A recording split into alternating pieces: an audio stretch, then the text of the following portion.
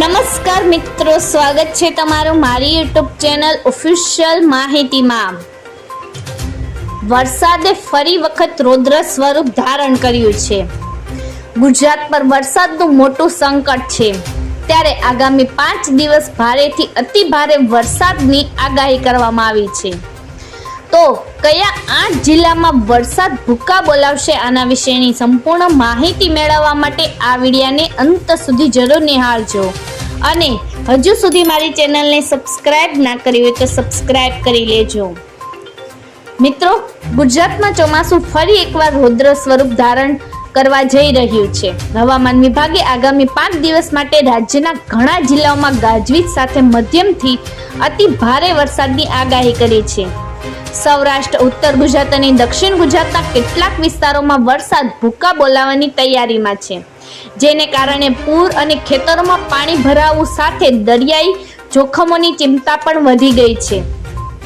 જ્યારે આવતીકાલની વાત કરીએ તો હવામાન વિભાગે આવતીકાલે સાબરકાંઠા, જૂનાગઢ, ગીર સોમનાથ, દીવ, નવસારી, વલસાડ, દમણ અને દાદરાનગર હવેલીમાં ભારેથી અતિ ભારે વરસાદની આગાહી સાથે ઓરેન્જ એલર્ટ જાહેર કર્યું છે।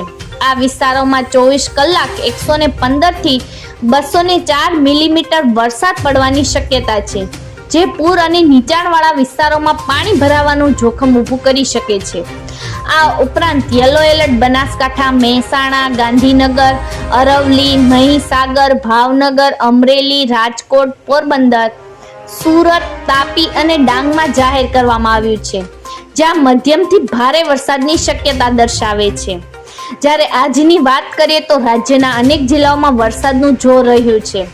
અરવલ્લી, મહીસાગર, દાહોદ, વલસાડ, દમણ અને દાદરાનગર હવેલીમાં ઓરેન્જ એલર્ટ જાહેર કરવામાં આવ્યું છે, જ્યાં છૂટાછવાયા સ્થળોએ અતિ ભારે વરસાદ પડી શકે છે।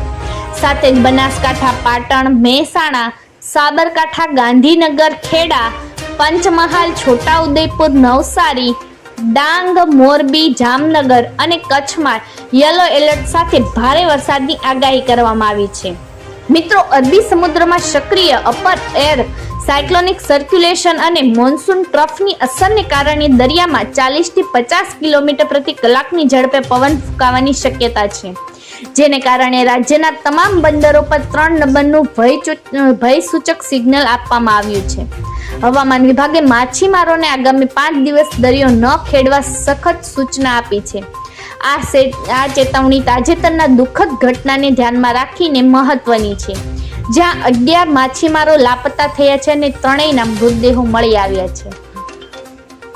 હવામાન વિભાગ દ્વારા જણાવવામાં આવ્યું છે કે અરબી સમુદ્રમાં 2 વરસાદી સિસ્ટમ સક્રિય થઈ છે, જેની સંયુક્ત અસરથી ગુજરાતમાં સારો વરસાદ જોવા મળી રહ્યો છે। આગામી 7 દિવસ સુધી આ માહોલ રહેવાની શક્યતા છે, જેમાં ખાસ કરીને સૌરાષ્ટ્ર અને દક્ષિણ ગુજરાતમાં ભારે વરસાદ પડી શકે છે, સાથે જ પૂરનું જોખમ પણ રહેશે। મિત્રો, રાજ્યના 207 ડેમમાંથી 76 ડેમ હાઈ એલર્ટ પર છે, જેમાં સરદાર સરોવર ડેમ 76% વધુ ભરાઈ ચૂક્યો છે। ભારે વરસાદને કારણે નદીઓ અને ડેમમાં પાણીનું સ્તર વધવાની શક્યતા છે, જે નીચાણવાળા વિસ્તારોમાં પૂરનું જોખમ ઊભું કરી શકે છે।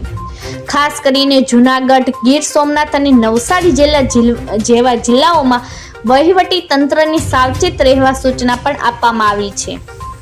મિત્રો, આવી જ વધુ માહિતી મેળવતી રહેવા માટે મારી ચેનલ સાથે જોડાયેલા રહેજો।